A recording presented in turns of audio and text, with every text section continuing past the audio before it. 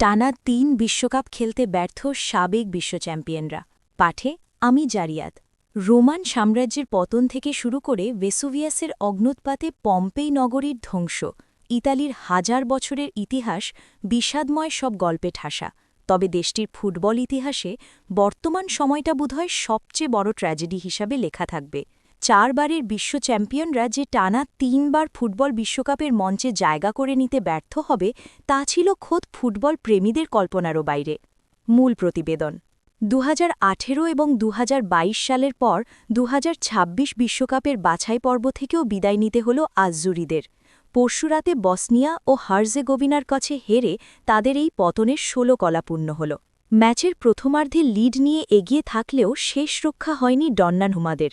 ১০ জনের দলে পরিণত হওয়া ইতালি শেষ পর্যন্ত বসনিয়ার গতির কাছে নতি স্বীকার করে। প্রতিবেদনে উঠে এসেছে ইতালির ট্র্যাজিক হিরোদের কথা। ১৯৯৪ সালের ফাইনালে রবার্টো ব্যাজিওর সেই পেনাল্টি মিস যেমন ইতালিয়ানদের হৃদয়ে ক্ষত সৃষ্টি করেছিল, ২০২৬-এর বাছাই পর্বে আলেসান্দ্রো বাস্তনির লাল কার্ড পাওয়া ঠিক তেমনই এক ক্ষত হয়ে থাকল।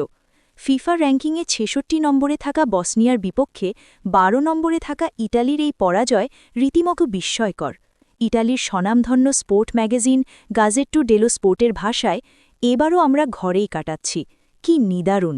উপসংহার: ১৯৩৪, ১৯৩৮, ১৯৮২ এবং ২০০৬ সালের বিশ্ব চ্যাম্পিয়নদের এমন ছন্নপতন ফুটবল বিশ্বের জন্য এক বিশাল ধাক্কা।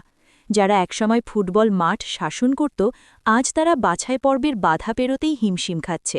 টানা ৩ আসরে দর্শক হয়ে থাকা ইতালির এই ফুটবলীয় বিপর্যয় থেকে ঘুরে দাঁড়ানো এখন সময়ের বড় চ্যালেঞ্জ। ফুটবলের সেই সোনালি আভিজাত্য কি আর ফিরে পাবে ইতালি? উত্তরটা কেবল সময়ই বলে দেবে।